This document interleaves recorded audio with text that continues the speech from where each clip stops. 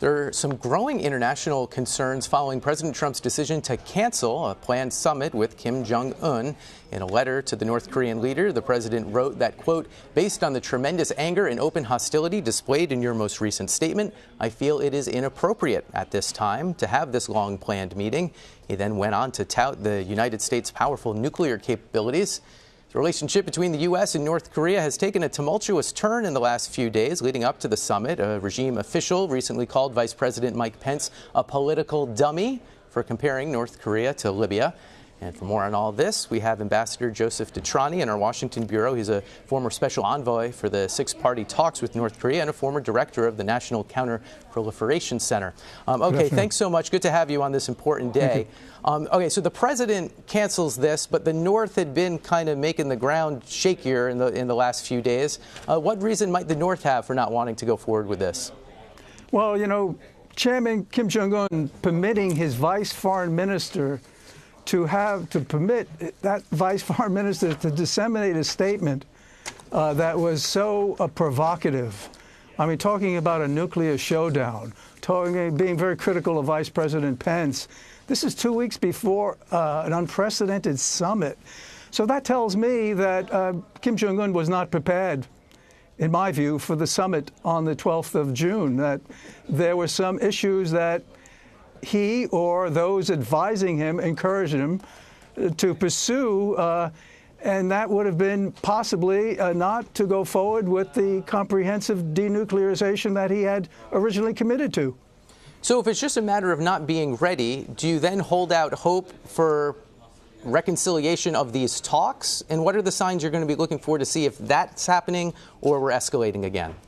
You know, my view is Kim Jong Un had made a strategic decision to move towards economic reform in North Korea, to open up the country from its isolationism that's really preventing it from interacting with the international community, and normalizing a relationship with the United States, which would have moved North Korea in that direction.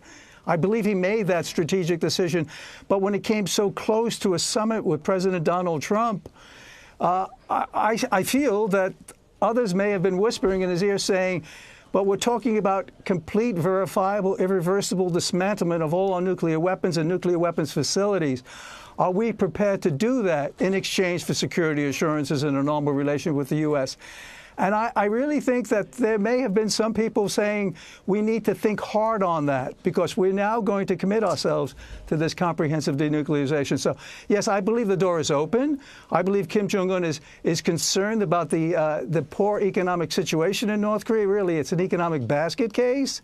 I think he's looking for foreign direct investment. I think he's looking for normalization of relations, certainly with the United States, which would open things up for North Korea. So I do believe he is moving in that direction. So I think there is hope, and I do believe that we will continue the process of a dialogue with North Korea and with the potential of another summit. So to that point of everything you just said, a country that is poor, isolated, doesn't really have any geopolitical power other than these weapons, how do you get over the rub of as soon as they give up those weapons, they have almost no leverage? How do you, and I know this is a question you confronted in your work, how do you make a deal that convinces them to take that giant leap from their perspective? You know, that is, your question is an excellent question. It is a giant leap. They've put billions of dollars into their nuclear and missile programs, and now North Korea feels, and I think Kim Jong Un has made it clear with his New Year's address, they have a nuclear deterrent. So in many ways, he's accomplished what they've been striving for. But when we talk about comprehensive denuclearization, we're saying the security assurances. Indeed, the U.S. will not attack, invade. Certainly the end of the Korean War with a peace treaty. Looking at liaison offices and the potential for embassies in our respective capitals, economic development assistance. This is a young leader who had studied in Switzerland. He knows what the world is, and he knows the dire economic situation in North Korea. And I think he wants to move in that direction.